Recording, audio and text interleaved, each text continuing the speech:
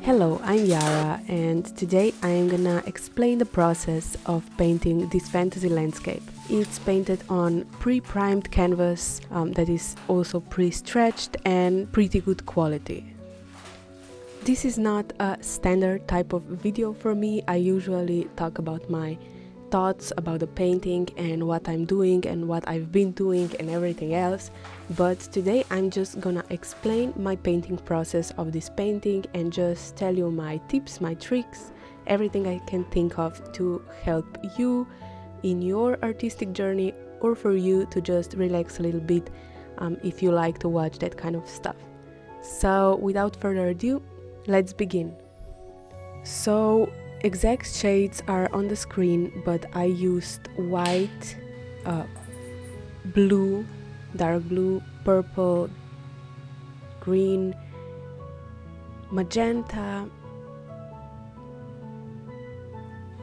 red, yellow, and yeah, that's it. And first I am gonna mix the color for the base background, the sky.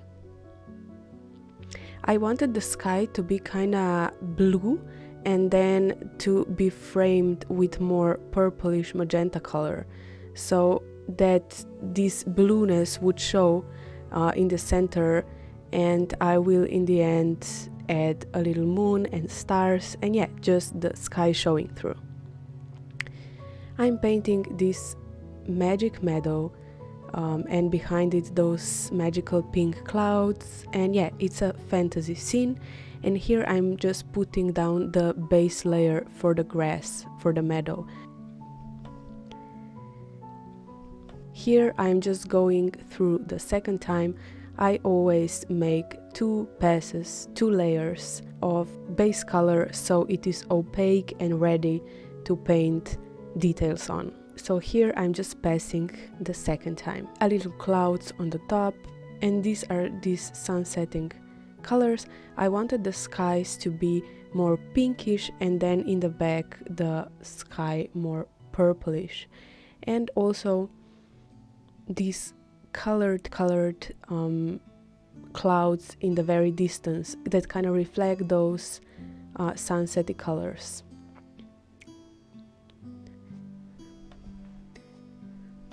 And here I'm doing the highlights, the pink highlights on the clouds from where the light is coming, which is from the bottom or middle right. The light is not very distinct here because I'm focusing on elements more, on just pure rich colored elements, and the light is kind of vague, but I just try to always remember to light objects from the same direction in a painting. That is like the most important thing. But other than that, in this small landscape, I'm not very worried about it. It's kind of diffused, dusk, sunsetty light. And here I am painting the base on the grass.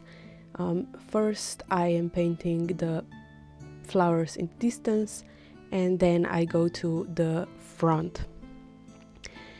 In the distance you see I just added a lighter back color, and then I went on with dark color, and more that I come to the front I have the dark background color and then light grass color, and that is just because it looks like that in the references, like the grass looks like it. Like in the distance it is lighter, more faded, and in the front it's more contrasty, especially in this dusk light. And yeah, here in the immediate closeness I just paint the darkest color of the painting because it's the most in shape, because the viewer is standing there and watching, and there is no light here. So yeah, I just do it for the contrast, for this colored bomb, to just put the focus there on the distance more.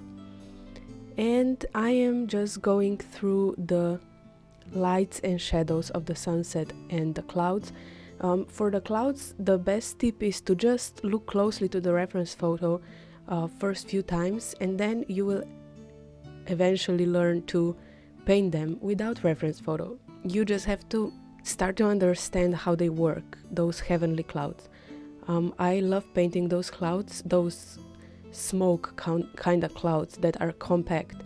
And yeah, it took me a few times to paint them with reference and watch it closely so the brain learns how they work, what they are.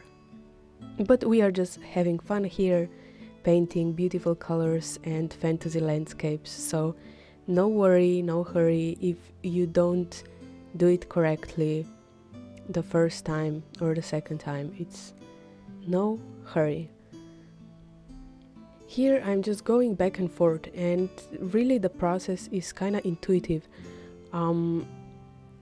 I don't paint like one area until finish and then move into the other area, especially not with landscapes, because each layer has to dry until I paint on it again or make drastic changes. So I kind of have to paint back and forth between the elements. So here I'm adding the flowers, and I just love painting a flowery meadow, and I really enjoy it. And I decided I will paint the flowers complementary to the sunset colors. I add the shadowy part of the flower first, so those purple ones will actually be white. And yeah, here I'm adding more grass. It's just layering, always layering with the grass and meadows to achieve this effect of this being actual grass. It's very hard to explain, but yeah. Here I am adding a very important element in my process, and that is glazing medium.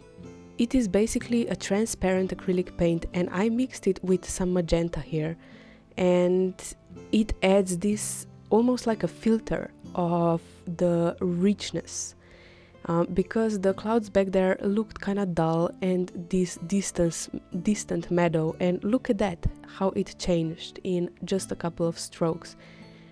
Yeah, I just use it as a photo filter in this case. Just when colors look dull, when I would like something to stand out more or to be more vibrant, I just mix a little bit of opaque, rich acrylic paint in it, whichever color I want, in this case magenta, and just put it over it. Just paint over what I already painted and achieving this beautiful effect. Here I'm just painting more flowers. I am still painting the shades of the flowers, and then I will add the highlights of the specific color of specific flowers, and in between I'm adding a little grass. Here most of all I'm just making highlights on the grass, and those magenta flowers in between. You see, they actually get this vibrance here because I added the highlights on magenta ones, and more highlights on the grass, and a little bit of yellow colors in between, just because the sunset back there has a little bit of yellow and it just complements it beautifully. So if there is a yellow color in the background, it will really help the aesthetic if you add just a bit of yellow in the front. It doesn't even have to be visible. It can just be like this subconscious bit of yellow, and it will all look much better. So here is a little trick to just add colors from the back to the front also. I added the highlights on those white flowers, and now I'm just putting in the final details, just highlighting the grass some more, just highlighting the flowers, and the last highlights on those heavenly clouds, a bit of white mixed with yellow, just to complement the color palette. And yeah, I hope this process isn't that confusing. As I said, I cannot do a step-by-step because there would be just too many things. I'm not really a step-by-step person. I'm more of intuitive person, and I hope you enjoy this video. Here I am still putting the details. The details actually take the most time for the least amount of progress, but they're necessary, you know. I cannot just leave the painting if I still have a feeling that I can add another brush stroke. And yeah, here I'm just adding my signature, Yara, and February 2023. And I'm gonna just paint the edges. This purple, I usually just mix colors that were the most used in the painting and make this dark rich color and just paint the edges of the canvas because it adds to the classiness. I think it looks good, and I don't use frames for the stretch canvases, so yeah, I think that is very pretty. I am happy with this painting. Thank you for watching, and I hope you learned some tips along the way. If you're new here, you can subscribe to this channel. I post new video every Friday, and let me know if you like this kind of video that I'm just talking about the painting process all the way through. You can subscribe, like this video, and you can check out my Etsy shop where I sell my prints, originals and stickers. A special discount code for my YouTube viewers is YouTube Friends. It's written down below, and it's for 10% off my shop. You can also check out my Instagram where I post everything behind the scenes, progress photos, all the fun stuff from my art studio. So check it out. Thank you so much again for watching, and I will see you again next time in another video. I wish you good creating. Bye!